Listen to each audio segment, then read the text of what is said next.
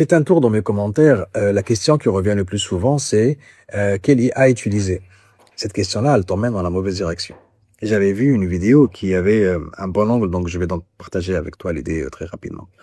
Google vient de sortir un modèle qui a résolu en une seule session un problème mathématique que les chercheurs n'avaient pas réussi à toucher depuis 10 ans. Et ce, à un coût qui rend la chose presque gratuite. C'est un signal et ce signal change la façon dont tu dois penser à ton travail.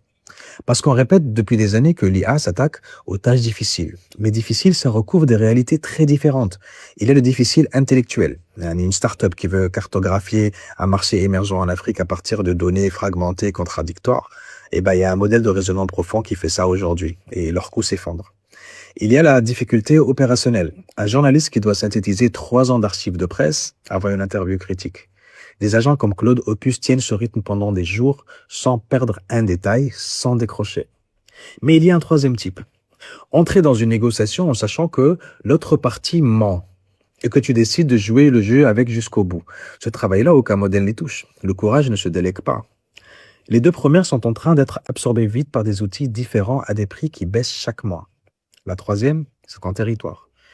Et c'est là que ça devient personnel. Si ta valeur repose entièrement sur ta capacité à réfléchir à des problèmes complexes, eh bien, il y a une machine qui fait ça maintenant pour 3,50 $. Mais si ta valeur, c'est le jugement, le goût, la capacité à prendre la décision que personne dans la salle ne veut prendre, bah, tu deviens plus précieux qu'avant.